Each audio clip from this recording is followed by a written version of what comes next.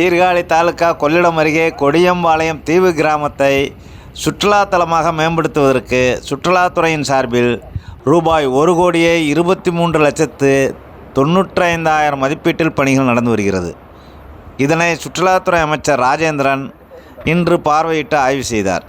கடலூர் மாவட்டம் சிதம்பரத்திலிருந்து 20 கிலோமீட்டர் தொலைவிலும் பிச்சாவரத்திலிருந்து 16 கிலோமீட்டர் தொலைவிலும் கொடியம்பாளையம் கடற்கரை அமைந்துள்ளது. இது ஒரு சுத்தமான அழகிய கடற்கரையாகும்.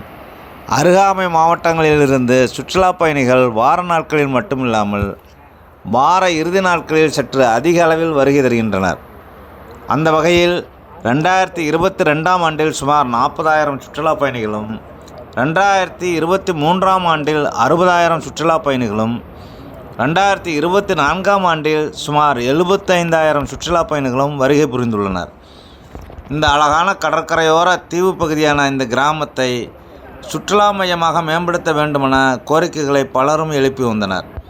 இந்நிலையில் சுற்றுலாத்துறை வல்லுநர் மூலம் ரூபாய் 123,95,000 மதிப்பில் திட்டங்கள் தயாரிக்கப்பட்டு சுற்றுலா பயணிகளின் வசதிகள் மேம்படுத்த பார்வைத்தளம், கழிப்பறை வசதி, பாதை வசதி, விளக்கு வசதி, புல்வெளி, தோட்டம், சுற்றுலா பயணிகள் தங்குமறை, கியாஸ்க் போன்ற வசதிகள் ஏற்படுத்துவதை தொடர்ந்து சுற்றுலாத்துறை அமைச்சர் ராஜேந்திரன் நேரில் பார்வையிட்டு ஆய்வு செய்தார்.